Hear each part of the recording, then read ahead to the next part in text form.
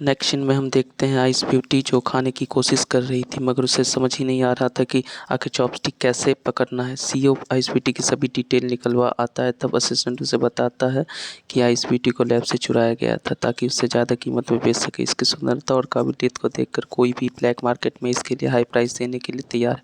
मगर CEO mine time पे आकर इस आइस ब्यूटी को वहाँ से खरीद के ले गया था। इधर आइस ब्यूटी अभी भी बहुत ज़्यादा कोशिश कर रही थी खाना खाने की मगर समझ नहीं आ रहा था कि तब वह हार मानकर सीईओ को चॉपस्टिक देती है। यह देखकर सीईओ अपने आस पास बिठा लेता है और कहता है मुझे भूख लगी। यह सुनकर आइस ब्यूटी चॉपस्टिक को दोनों हाथों से पकड़कर उसे खाना खिलाने की कोशिश करती है मगर वह गिर जाता है। तब वो उसे सॉरी कहती है और फिर सीईओ उससे नाम पूछता है जिस पर आइस ब्यूटी से अपने सर हिलाती है। यह देखकर सीईओ समझ जाता है कि उसका कोई नाम नहीं है। आइस ब्यूटी इमोशनल होते हुए उसके सिर पे रख लेती है और आज से तुम्हारा नाम जुबन है। फिर वो उसके फोरहेड पर किस करता है जिसे देखकर जुबन स्माइल करती है। तभी वहाँ पर सेक्रेटरी आकर उसे डिस्टर्ब करते हुए बताता है कि सेकंड मास्टर आपको फॉलो कर रहे हैं। यह सुनकर सीईओ जुबन को अपने कोट पहनाते हुए उसे अपने गोद में उठाकर ले जाने लगता है। कार में जाते हुए असिस्टेंट पूछता है बॉस आपको तो पता ही होगा जुबन का ब्लड यूज़ करते ही आप ठीक हो सकते हैं, फिर आप उसका ब्लड क्यों यूज़ नहीं कर रहे हैं। यह सुनकर सीईओ जुबन को बहुत प्यार से स्माइल करते हुए देखने लगता है।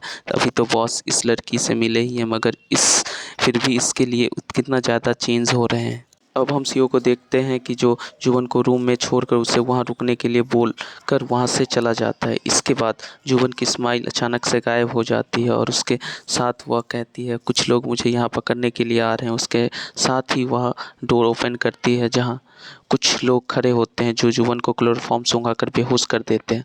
फिर लेडी कहती है इसके ब्लड से सारी बीमारी ठीक हो सकती है, अच्छी कीमत मिल सकती है। जिस पर उसके साथ वाला आदमी जुबन की बॉडी को देखकर बोलता है इसकी बॉडी भी काफ़ी अच्छी है, क्यों ना आज रात मैं इसके साथ रह लूँ, फिर हम कल लेकर जाएंगे। इसे सुनकर लेडी कहती है इसकी बॉडी पर एक भी निशान नहीं आनी चाहिए, नहीं तो उसकी कीमत कम हो जाएगी। तभी जुबन अपने मैजिक यूज़ करते हुए उन्हें बहुत दूर गिरा देती है। यह देखकर वो लोग डर जाते हैं मगर जुबन काफ़ी खुश हो रही थी। उनको ऐसा हाल में देखकर दूसरी और किसी ने सीईओ के ऊपर गन तान दिया। तभी सीईओ मौका देखते ही उसका गन छीन लेता है मगर उसका दूसरा साथी सीईओ के ऊपर गन तान देता है।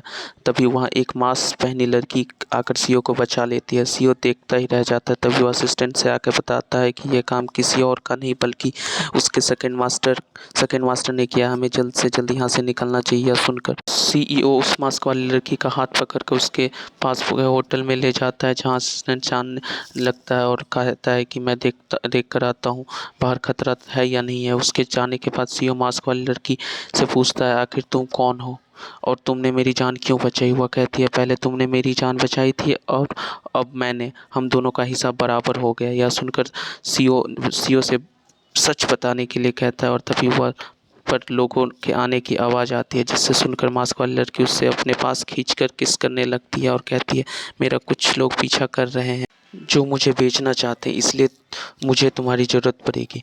यह कहकर वह उसे किस करते हुए लेटा देता है। तभी वहाँ पर मास्क वाली लड़की के गर्दन पर एक तिल देखता है जिससे देखकर वह सोचने लगता है क्या ये तुम ही हो। तभी वहाँ पर असिस्टेंट आ जाता है और उसे ऐसा पोजीशन में देखकर जल्दी वहाँ से जाने लगता है। तभी सीईओ उसे रोक लेता है और मास्क गर्ल सीईओ को टच करते हुए कहती है हम फिर ज़रूर मिलेंगे और फिर वो उसे फ्लाइंग किस दे के वहाँ से चली जाती है।